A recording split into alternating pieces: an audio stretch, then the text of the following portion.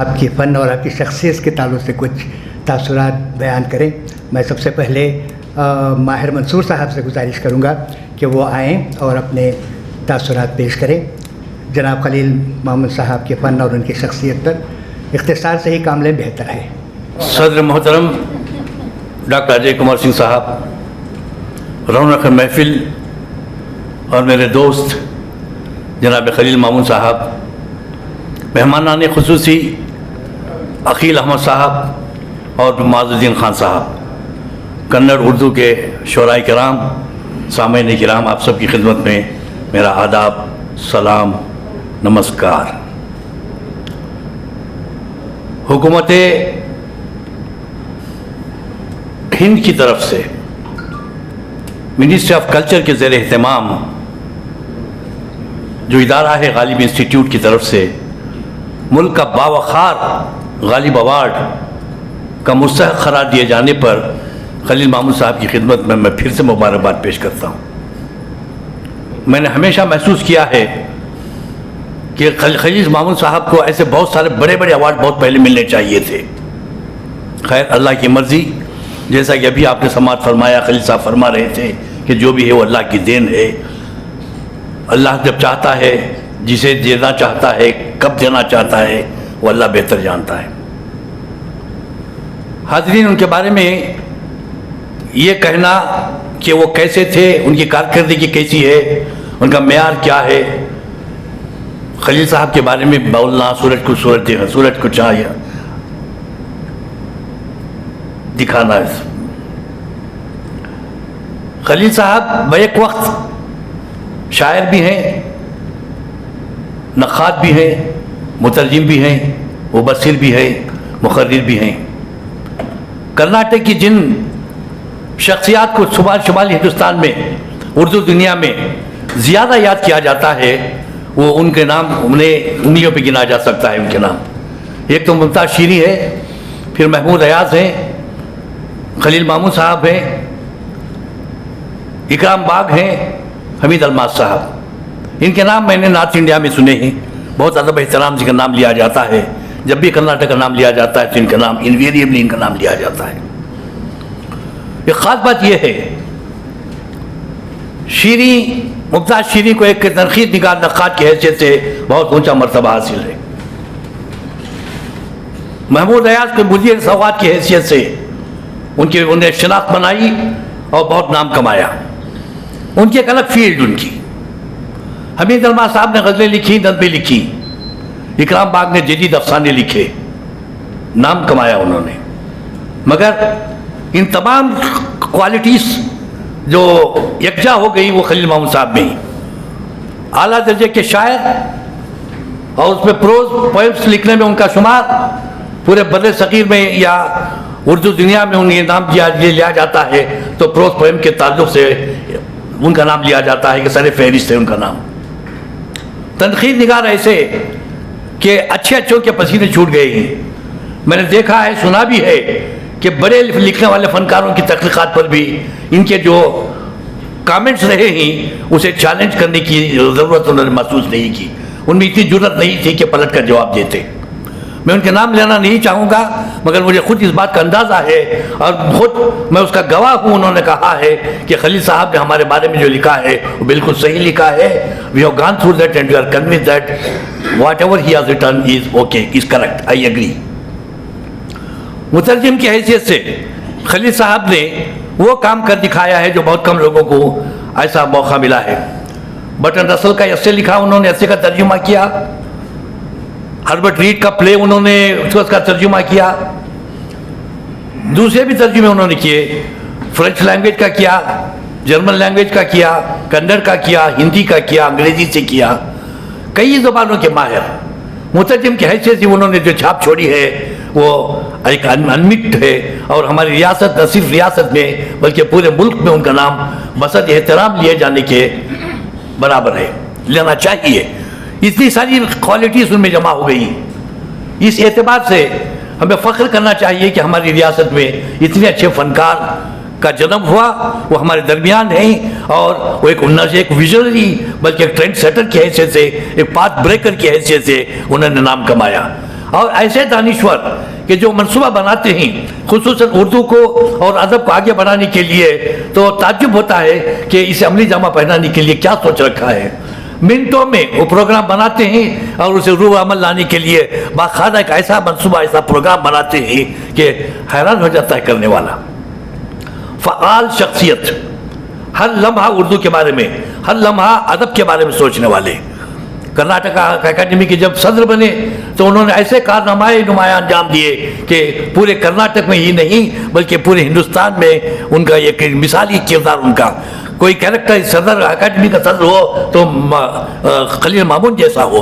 उन्होंने कैसे कैसे लोगों को बुलाया, जिन लोगों के नाम हम बरसों से पढ़ते आए थे, जिन्हें देखने का मौका नहीं मिला था, चाहे वो गोपीचंद नारंग हो, चाहे शमसुर फारूकी हो, चाहे बलराज कोमल हो, चाहे रतन सिंह हो, चाहे अतीक अहमद हो, ऐसे कितने सारे लोगों के नाम में गिनाता जाऊं। उन लोगों को बुलाया और उन लोगों को हमारे सामने पेश करके उनके बेहतरीन ख्यालात से हमें मुस्तफीद होने का मौका अता फरमाया। क्या शान थी उनके प्रोग्राम्स में, लोग दरजो खाते और मुंतजर रहते कि हमें बुलाया जाए, हमें बुलाएं। खलील साहब के ज़माने में आकर यहाँ बेंगलोर में और या कर्नाटक में या किसी प्रोग्राम में हिस्सा लेना बाइस फ़ख्र समझते थे लोग। एक हैसियत, सदर की हैसियत से उन्होंने इतना बड़ा काम, इतने बड़े कारनामे अंजाम दिए उन्होंने। फिर नया अदब आया, उर्दू ऑल इंडिया उर्दू मंच की मुआदाक बेल डाली। ऑल इंडिया उर्दू मंच के ज़ेर एहतमाम बहुत शानदार जलसे हुए और हाल ही में जैसा कि आपने देखा अलायंस फ्रांस में, उसमें इंडियन ट्रेडिशन के बारे में, इंडियन ट्रेडिशन और फिर अमीर खुसरो के बारे में उन्होंने जो प्रोग्राम तरतीब दिया था वो अपनी नौयत का पहला है।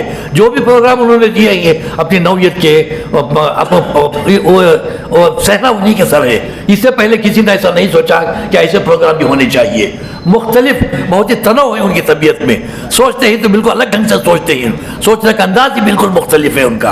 और उसे अमली जामा पहनाने में उनमें ऐसा विजन है उनका कि बड़ी मुश्किल से मुश्किल काम भी आसान कर देते हैं उनके। Such beautiful solution for all the problems. तो इस तरीके से सदर अकादमी की हैसियत से उन्होंने नाम कमाया, मुतरजिम की हैसियत से उन्होंने बहुत अच्छे काम किए। बेंगलोर में 1990 में पहली बार कन्नड़ उर्दू का जो एक वर्कशॉप हुआ उसमें खलील मामून साहब का रोल जो है वो एक मिसाली है, वो तारीखी दस्तावेजी हैसियत है उसकी ट्रांसलेशन की। कन्नड़ अदब को उर्दू का नसर और मंजूम तराजिम वहाँ कराए गए, कन्नड़ वाले आए, उर्दू वाले आए और ये काम दिया नागराज, एच एस शिवप्रकाश, अजीजुल्लाह बेग भी थे उस वक्त। बहुत बड़ा काम किया और इतना तारीखी काम किया कि आज तक किसी से हो नहीं सका, इतना मेयारी काम हुआ। पता चला लोगों को कि कन्नड़ अदब कितना रिच है, लोगों को, कन्नड़ वालों को पता चला कि उर्दू अदब क्या है।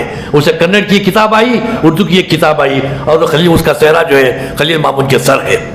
तो इस तरीके से उनमें तंजीमी सलाहियत ऐसी ही, प्रोग्राम नए प्रोग्राम तरतीब देते ही, नया अदब निकाला। ज़ख़ीम सौगात ने अपनी मोहर लगा दी थी। पूरे मुल्क के बड़े सग़ीर में महमूद रियाज को याद किया जाता है तो इसे सौगात के ताल्लुक़ से याद किया जाता है, मगर खलील मामून साहब उनसे भी कदम आगे बढ़ गए, इसलिए कि नया अदब जो शुमारा निकाला वो इतना ज़ख़ीम होता है। मज़ामीन उन्वान देकर लिखवाते ही, ये बहुत बड़ा काम है। ये सोचते ही, उन्वान देते ही और उस पर लिखवाते ही और उसे शाये करते ही, और बहुत मुमकिन है उसमें कई एक की तहक़ीक़ात शाये होने से रह गई होंगी। बड़ा ज़ख़ीम, और उसे पढ़ सकते हैं, वो intellectual can go through that, they can digest it. उनकी जैसी नज़में ही अक्सर लोगों का ये कहना है कि हमारे सर पर से गुजर जाती है। मैं उन लोगों से कहता हूँ, मेरे अपने दोस्त अहबाब जो स्कॉलर्स भी हैं और प्रोफेसर भी हैं, वो कहते हैं कि खलील साहब की नज़में हमारे सर पर से गुजर जाती है। मैं उनसे कहता हूँ कि have a little bit of patience से, आप देखिए उसमें लॉजिकल लिंक कैसा है, मंतकी रब्त कैसा है, एक लफ्ज़ से दूसरे लफ्ज़ को, एक लाइन से एक दूसरे लाइन को, एक मिसरे से दूसरे मिसरे को जोड़कर उसे मतलब निकालने की कोशिश कीजिए। You will another lot. आप उसके समंदर की गहराई में जाइए, सत्य आपको देखकर आप क्यों खामोश रह जाते हैं सभी। इस तरीके से खलील मामून साहब की तख्लीक़ात जो होती हैं दावत फिक्र देती हैं, और कोई भी शायरी आमतौर पर आसानी से समझने वाली नहीं है। एक सर्वे के मुताबिक, आलमी सर्वे के मुताबिक जो लिटरेट्स हैं, पढ़े लिखे लोग हैं, उन्हें 2% ही, only 2% can digest, can go through poetry. Poetry को समझना हो तो लिटरेट पर्सन में only 2% can digest it, can understand it. ऐसी हालत में खलील साहब की शायरी को समझना बहुत मुश्किल नहीं है। लोग समझते हैं कि वो it is herculean task, I don't think so. उनकी नज़में पढ़े आप, एक से दो बार पढ़ेंगे तो आप मतलब बिल्कुल वाज़ेह हो जाएगा, साफ हो जाएगा सब। तो उनकी शायरी ऐसी है, इंतजामी उम्र उनके ऐसे हैं, तर्जुमे बहुत अच्छे किए हैं उन्होंने, तर्जुमे कन्नड़ से भी किए हैं, बेंद्रे का तर्जुमा किया, कुवेंपु का किया, शिवप्रकाश का किया, हाल ही में शिवप्रकाश की कन्नड़ नज़्म का उर्दू में तर्जुमा हुआ। इस तरीके से तर्जुमे को भी बहुत फ़रोग़ देते ही हुआ। और ये मैंने पहली बार देखा है कि कन्नड़ अदब को ज़्यादा अहमियत देकर उर्दू में मुंतकिल करने की जो कोशिश हुई हमारी रियासत में, वो खलील मामून साहब के ज़रिए से। मैं डंके की चोट पर कह सकता हूँ कि खलील मामून साहब ने कन्नड़ अदब को उर्दू में मुंतकिल करने का जो बीड़ा उठाया वो काबिल एहतराम है, काबिल सिताइश है, काबिल तहसीन है, काबिल तकलीद है। ये उन्होंने खुद नए अदब के लिए मुझसे कहा है कि भाई साहब आप ऐसा कीजिए, कम्बार साहब का इंटरव्यू लीजिए। मैंने उनका इंटरव्यू लिया, कम्बार साहब का। किसी भी उर्दू वाले ने कम्बार साहब ज्ञानपीठ अवार्ड विनर का इंटरव्यू नहीं लिया था, उनका इंटरव्यू लिया मैंने। 25 नज़्मों का तर्जुमा किया, लोगों ने पढ़ा, खुद कम्बार साहब को ताज्जुब हुआ, खुश हो गए कि उर्दू वालों ने मेरा इंटरव्यू लिया है। जी सूरजप्पा राष्ट्र कवि हैं, उन लोगों का इंटरव्यू लिया मैंने खलील साहब के कहने पर, और वो जो उनके 25 नज़्मों का उनका भी तर्जुमा किया तो वो भी शाये हुआ। अनंत मूर्ति को, कम्बार को, जी सूरजप्पा को, और फिर जो बहुत ही कंट्रोवर्शियल ड्रामा रहा शिवप्रकाश का, एक ड्रामा क्या है वो, बहुत मशहूर ड्रामा उसका, महाचैत्र कुछ है वो, हाँ महाचैत्रा पर कंट्रोवर्शियल। उस वक्त उन्होंने कहा कि भाई साहब ये क्यों कंट्रोवर्शियल है, शिवप्रकाश का इंटरव्यू लीजिए। शिवप्रकाश का इंटरव्यू लिया मैंने, और उससे सबसे पहले वो खलील साहब के पर्चे में छपा हो, खलील साहब ने उनकी एक नज़्म आई अनल हक पर एक है, और फिर शम्स तबरेज़ी पर शिवप्रकाश की, तो उसका तर्जुमा जो है कन्नड़ से उर्दू में मैंने किया। खलील साहब उससे वाकिफ़ है। बहरहाल इस तरीके से तर्जुमे को फ़रोग़ दिया उन्होंने हमेशा। तर्जुमे करते ही खुद, और तर्जुमे करने के लिए दूसरों को उसे उकसाते हैं, तरकीब देते हैं, और ये सारी इनकरेजमेंट जो है ये मामूली बात नहीं है। इसलिए कि मैं खुद उसका गवाह हूँ, मैं बेहद शुक्रगुजार हूँ खलील साहब का कि कई बार उन्होंने मुझसे तर्जुमे करवाए, और इससे उर्दू वालों का नाम ऊँचा हुआ, उर्दू वालों की तारीफ हो रही है। उर्दू कन्नड़ सर्कल्स में लोग उर्दू को पहचानने लगे हैं कि कन्नड़ से खुरबत रखने वाले उर्दू में मौजूद हैं। शायर की हैसियत से तफसीरें जो है बेलाग तफसीरें उनके, तफसीरों की एक अलग किताब छपी है उनकी। तफसीरें जो कहते हैं तो कभी ये नहीं देखते ये मेरी पहचान का है, मेरे दोस्त है या नहीं। अनकॉम्प्रोमाइजिंग एटीट्यूड होता है उनका, uncompromising attitude. What I have felt has been impersonally I have noted down. मैंने जो महसूस किया है वो लिखा है, और किसी को किसी का क्या कहना, खुश करना, कसीरा गोई, सना खानी, बेजा तारीफ उनकी तबीयत में है ही नहीं। वो जो मशहूर है कि बाहर से बड़े भोले अंदर से बहुत गर्म है, ऐसा कुछ कहा जाता है ना, अंदर से बाहर से बहुत भोले अंदर से बड़े जालिम। खलील साहब का ऐसा नहीं है, बाहर से बड़े जालिम है, अंदर से बहुत भोले ही वो। लोग नहीं जानते, वो समझते हैं कि खलील साहब जो है बड़े सख्त मिजाज के आदमी है। नहीं, मैं उनका 50 साल से दोस्त हूँ, मैं जानता हूँ, और उनके हल्के अहबाब में रहने वाले जानते हैं कि खलील साहब इतना सख्त मिजाज नहीं है। बहुत ही नरम दिल है वो, मेहमान नवाज हैं, फर्ज शनास हैं, और हमेशा पढ़ने वाले।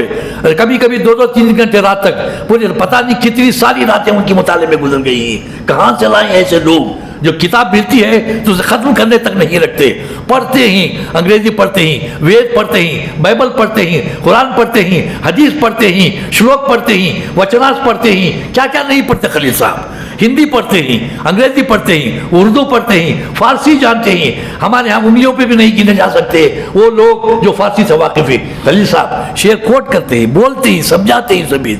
मुश्किल तरीन चीज़ कोई एक प्रॉब्लम उनके पास ले जाइए, मिनटों में उसे हल कर देती हूँ सभी। बहरहाल मैं उनका दोस्त होने की हैसियत से, क्योंकि मैं बहुत करीब रहा हूँ, मैं मुझ पर उनके बहुत बड़े एहसानात थी, बहुत बड़े एहसानात थी। मैं एक छोटी सी मिसाल आपके सामने पेश करके मैं इजाज़त लूँगा। मैं 1993 में मेरा लड़का MCA करने के बाद उसे उसका जो अपॉइंटमेंट हुआ HCL में, पहली बार उसने कहा कि soon after his selection we are going to send him to England, he is fit to work in England and we don't want to utilize his services in India. So that was the first appointment and he was being sent to England. तो HCL company वालों ने कहा कि देखिए you have to execute a surety। कितने की? 1 लाख रुपये की। और उन दिनों जो है मेरे लिए तो यूँ समझ लीजिए कि करोड़ों रुपये से ज़्यादा की बात थी। 1 लाख रुपये का इंतजाम मैं कहाँ से कर सकता हूँ? It was impossible for me to look into this. मैं बाहर इत्तेफाक से लेटर, श्योरिटी लेटर लेकर मैं आ रहा था।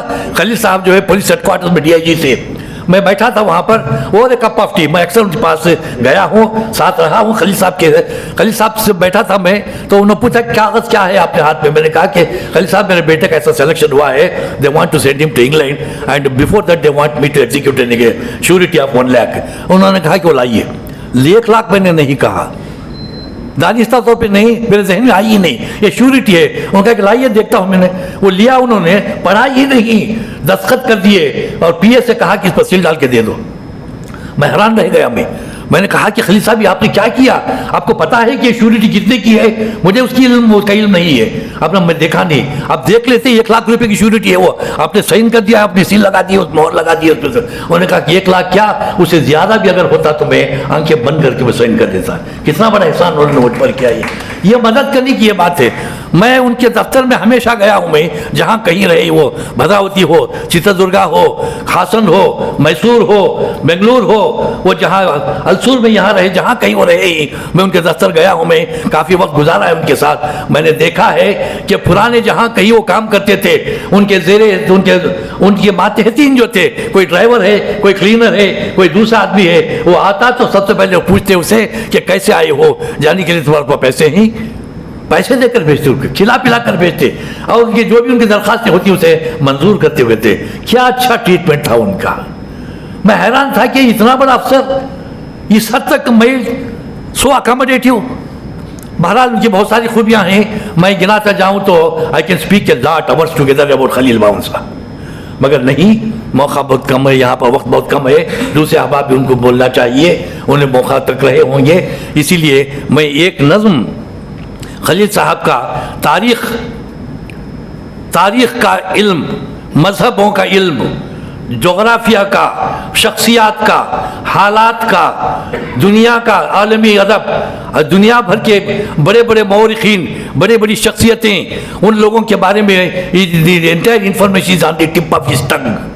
इतना मुताला है उनका। पढ़ते ही आप तिब के बारे में, मेडिसिन के बारे में उनसे पूछिए, he will roll out hundreds of जो कहेंगे टैबलेट्स के बीमारियों के बारे में। ऐसा उनका मुताला बहुत ही वसी है। मगर मैं इन तमाम का यहाँ था, नज़में पढ़ने के लिए बड़ा दिलगुर्दा चाहिए, पेशेंस चाहिए। मैं ज़्यादा वक्त ना लेते हुए खलील साहब की एक नज़्म में यहाँ पेश करना चाहूँगा, ये बताने के लिए कि खलील साहब की नज़मों का यहाँ तक ऐसा होता है, मज़ामीन कैसे होते हैं, लिखने की जो बेबाकी है, और हाउ ये encompasses all these things, how in, और किस तरीके से वो बुनते हैं अपने नज़्मों का ये जाल कहूँगा मैं। तो उसके एक नमूने के तौर पर उनकी एक नज़्म मैं आपके सामने पेश करना चाहूँगा। मैं इजाज़त चाहूँ। खलील साहब, सदर मोहतरम, बेनाम है नज़्म का नाम।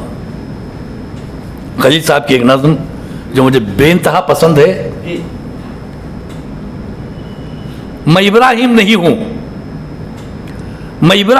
हूं कि हाजरा को शहर बदल करने शाम से मक्के के जलते सहराओं में चले आओ।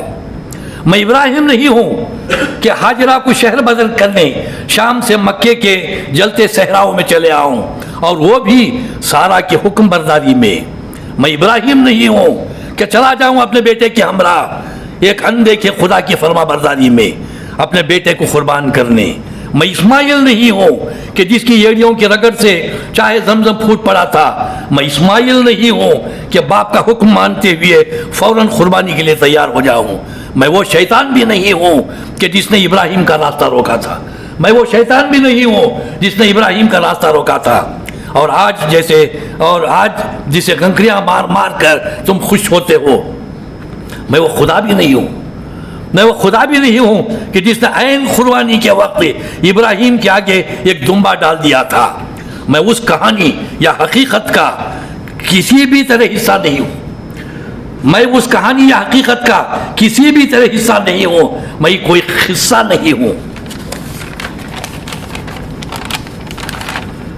मैं वो मुसलमान भी नहीं हूँ कि जो दिल के हज अकबर को छोड़कर काबे का गिलाफ छूने हर साल मक्का चला जाऊँ।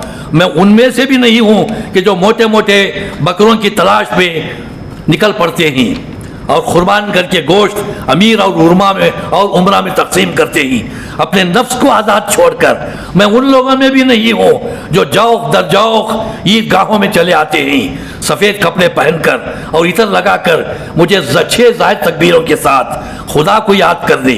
मैं तो घर में पड़ा पड़ा अपनी आखिरत की दुआ करता हूँ और अपने तूल अमल को मुख्तसर करने में मगन रहता हूँ। मैं इन इमामों में भी नहीं हूँ जो रात भर खुतबा रट रट कर सुबह सुबह ईदगाहों और मस्जिदों में पहुँच जाते ही अपनी गलत सलत ताबीरों के साथ कौम के लिए उजरत याफ्ता मुसलह बनने के लिए, और जिनकी तकरीरें सिर्फ इबादत गाहों के अहाते तक महदूद रह जाती हैं। मैं उस भीड़ में भी नहीं हूँ कि जो ईदगाहों से लौटते हुए ट्रैफिक जाम कर देती है और अज़ल के भूखे नंगे फ़कीरों पर चंद सिक्के उछाल कर अपनी सखावत का सबूत देती है। मैं उन दावतियों में भी नहीं हूँ कि जो ज़्यादा से ज़्यादा बिरयानी खुरमा और रोटी खाने को अपना पैदाइशी हक समझते हैं। मैं तो उन साइमीन में से हूँ, नज़्म का मोड़ मुलाहिज़ा फरमाइए, मैं उन साइमीन में से हूँ कि जिनको बुरकन ग़िज़ाओं से मतली आती है। मैं सड़ते हुए निज़ाम का हिस्सा हूँ, मैं उस सड़ते हुए निज़ाम का हिस्सा हूँ कि जो 1400 साल से बिखरते बिखरते महज टोपियों, ऊंचे टखनों के पाजामों और मस्जिदों तक महदूद हो गया है, जो रियाकारी में अफजल और खुफिया नेकियों में बदतर है। मैं वो हूँ जो हिंदुस्तान में मुसलमान, पाकिस्तान में महाजिर, सऊदी अरब में हिंदी और अमेरिका में दहशतगर्द कहलाता है। मैं वो हूँ जो किसी ज़बान को नहीं समझता और जो आज़ादी से ज़िंदा नहीं रह सकता, ना ही इज्जत के साथ मर सकता है।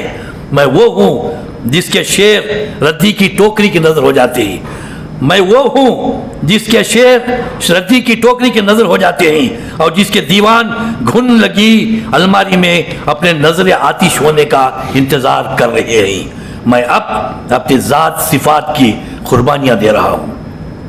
मैं अब अपनी ज़ात सिफात की कुर्बानियाँ दे रहा हूँ। तो ये कुर्बानी कैसी जब तुमने ज़बान काट ली है? ये कुर्बानी कैसी जबकि तुमने ज़बान काट ली है? तो मुकालमा कैसा, मानिखा कैसा, गुफ्तगू कैसी? तुम मुझे किसी नाम से ना पुकारो। नज़्म का मौल मुलाहिज़ा फरमाइए, इख्तिताम पर पहुँच रहा हूँ मैं। तुम मुझे किसी नाम से ना पुकारो, ना माजी के, ना मुस्तकबल के, ना ही हाल के। मुझे एक नए नाम की तलाश है, मुझे एक नए नाम की तलाश है। मैं उसे ढूंढते ढूंढते अगर मर जाऊं तो तुम मुझे बेनाम मुर्दार का नाम दे देना। अगर मर जाऊं तो तुम मुझे बेनाम मुर्दार का नाम दे देना और कब्रिस्तान से बाहर किसी कूड़े करकट के ढेर में मिला देना और मेरे वजूद को एक बुरा ख्वाब समझकर जला देना। हाज़रीन, मैं शुक्रगुजार हूँ कि आपने बहुत ही तवज्जो से नज़्म सुनी। खलील साहब के बारे में बहुत कहा जा सकता है, चूँकि पाबंदी लग चुकी है। मैं यहाँ तो बात करने को तरसती है, ज़ुबान मेरी वाली बात है। बहरहाल मैं बहुत शुक्रगुजार हूँ आपकी समातों का, आपके सबका शुक्रिया अदा करता हूँ।